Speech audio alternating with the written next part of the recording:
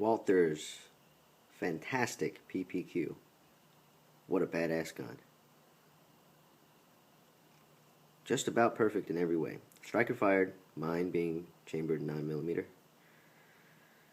few things that I would like to point out that you don't usually see in these YouTube videos that I did to mine. A minor little complaint here. The magazine release, let me get it to focus. I'm not sure if you can see it. It's nighttime, not the best lighting. It's very sharp. It's, you can see here how sharp it is. Just the edge. So I took a little bit of sandpaper and chamfered off this corner. Let me get it to focus.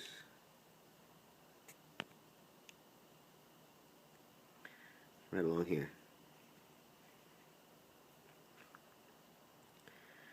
I'm not sure if you can tell. Even in good daylight, it's hard to tell. Just took the little edge off on both sides. Makes it much more comfortable. And also, the trigger guard is big in all dimensions, so I also wall it out a little bit more here so that I could get my grip a little higher up.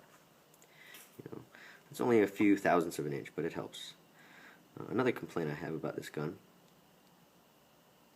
is that the trigger guard is so damn long this way, right? So when I mount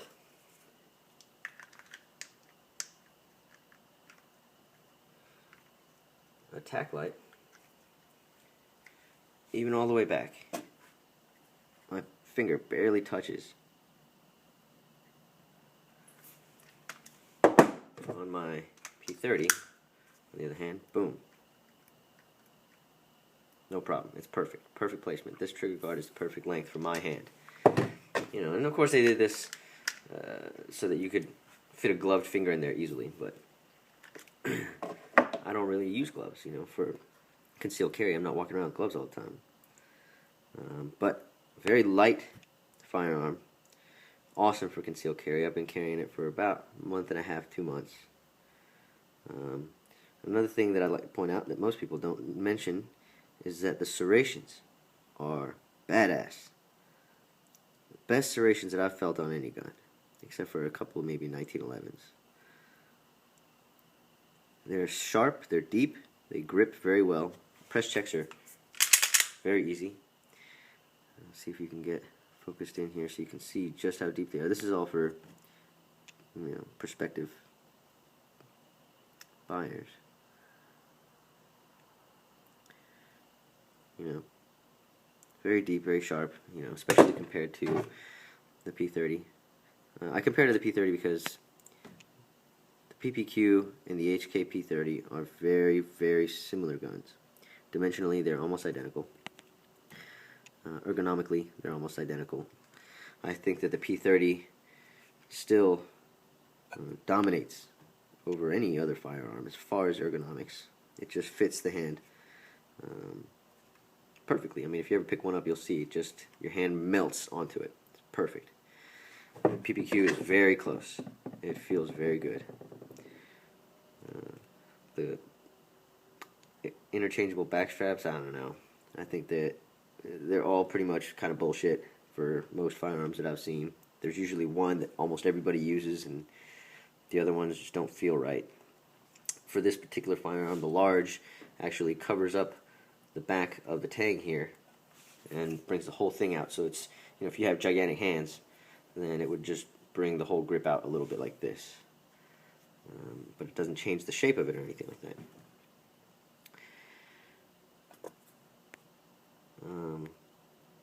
Another thing, some people complain about the takedown of this gun. I don't really think it's that bad. It takes down exactly like a Glock. You know, you check the chamber, pull the trigger, it pops right off. Very easy. Slides back on pretty easy. You just got to push down on the back of the slide when you do so. It's good. And after you've done it a few times, you know, pops right off. Very easy.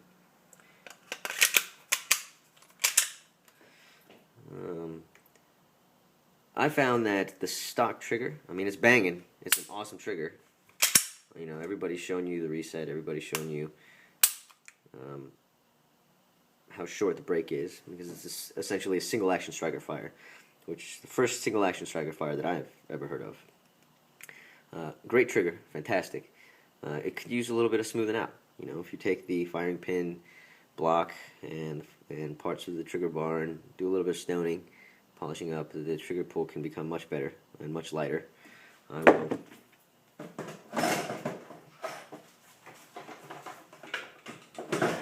show you on camera.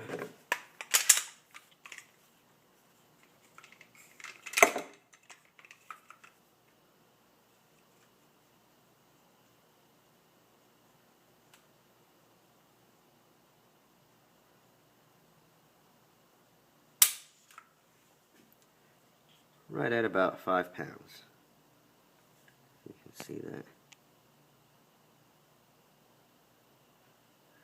Not bad. Very good combat trigger. I mean, it's meant to be for law enforcement and combat. You know, concealed carry. It's not really meant to be competition trigger. I wouldn't want to go very much lighter than 4 pounds on this gun because of the way that the sear system works. You know, the striker comes back, catches this little lip right here,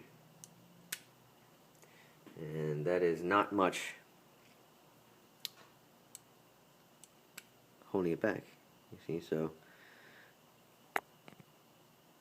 I think most striker fire guns, they just make the sear to striker engagement very positive, which is, you know, everybody always says that Glocks have like a 60% cock.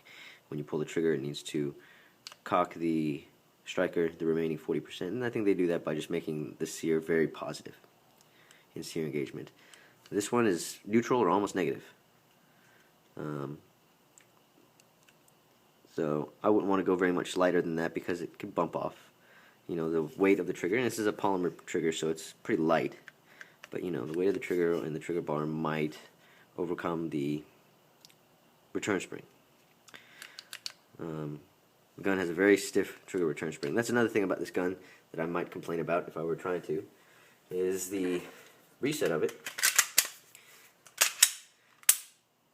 is shorter than most people realize. Because, you know, all my buddies, when they first started dry firing this gun, they would release the trigger to reset, but their finger would get pushed forward by this very stiff trigger return spring. Right? So instead of stopping right there, and you can see even my finger pushed forward a little bit, they would wind up out here.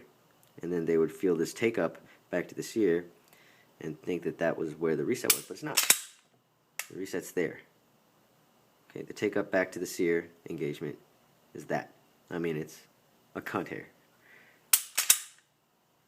But that trigger spring is so damn stiff that it pushes the finger forward. It makes it feel like the take up is longer. It means that the reset would be longer, but it's not.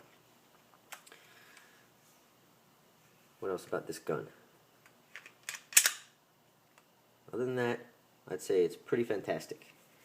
If I really cared about this trigger guard, I suppose I could shave off maybe the serrations here in the front, or take a little bit of meat off the back of my tack light or something like that, but I don't care. I use this for my daily carry, and I just throw my tack light on my H&K and keep this in the nightstand. My first striker fire gun, but generally I like hammer fire double singles, but damn it, I picked it up, played with it at the gun store, and I had to have it. I mean, it just feels awesome, and that single action trigger makes it a very accurate gun at the range, and I feel confident in it as a carry gun.